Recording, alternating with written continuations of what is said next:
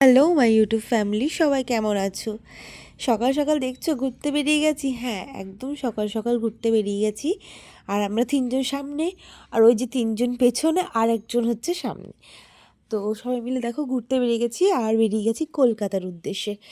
আর এখানে যাওয়াটা পুরোটাই আমার ছেলের, মানে ছেলের জন্য। আরও সবাই মিলে খুব আনন্দও করেছি, কারণ শীতকালে বেলা মানে ঘুরতে যাওয়ার একটা আনন্দ, বিশাল একটা ব্যাপার লাগে আমার।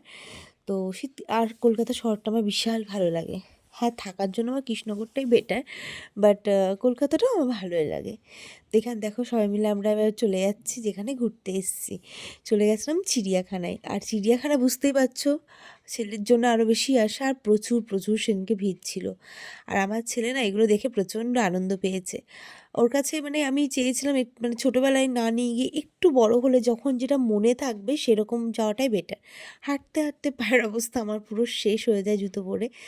আর মনে রাখার মতো হলেই বেশ ভালো লাগে দেখতে।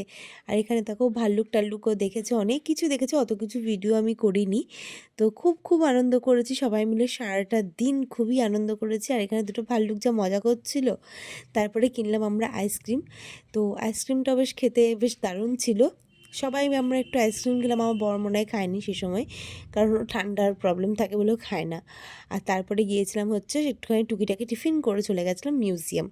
তো মিউজিয়ামে জানি না, এখানে বলেছিল ক্যামেরা করাটা নিষিদ্ধ, তারপর দেখলাম না সবাই করছে, আমিও বের করে একটু করে নিলাম। তো যেটুকু পেরেছি সেটুকুই করেছি, বেশি করিনি।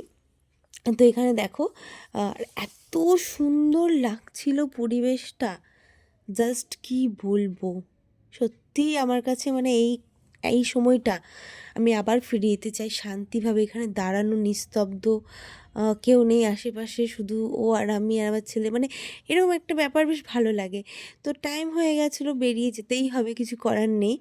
তো এবার বেরিয়ে গিয়ে সবাই মিলে বেরিয়ে পড়ে গিয়েছিলাম হচ্ছে ডিবাপিতে।